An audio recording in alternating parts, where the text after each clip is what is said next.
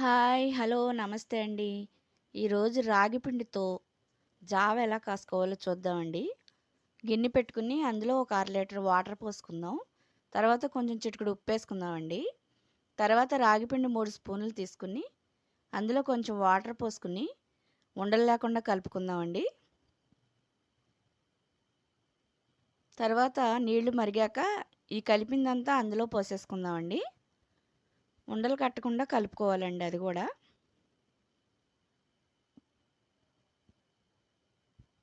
ఆ తర్వాత మొత్తం దగ్గర పడేదాకా ఉడకనిద్దామండి పచ్చివాసన పోయేంత వరకు.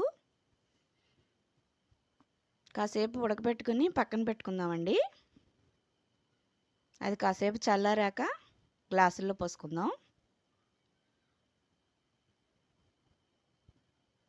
వేసవికాలము ఇది బాగా పనిచేస్తుందండి ఈ రాగిపిండి జావ. 3 టేస్టుల్లో చేసుకుందామండి ఇది.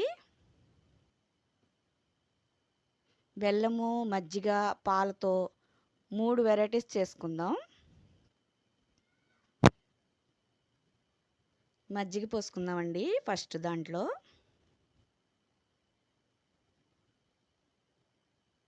మనం మార్నింగ్ టిఫిన్ చేయకపోయినా ఇది ఒక గ్లాస్ తాగితే చాలండి, నీరసం కూడా రాదు. తర్వాత నెక్స్ట్ దాంట్లో పాలు పోసుకుందామండి.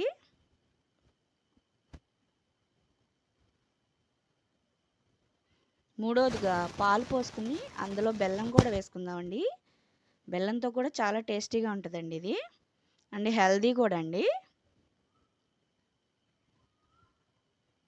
అంతేనండి, రెడీ అయిపోయింది టేస్టీ అయిన రాగి జావా. మరి ఈ వీడియో కనుక మీకు నచ్చితే లైక్ చేసి, షేర్ చేసి, సబ్స్క్రైబ్ చేయండి. థ్యాంక్ యూ అండి.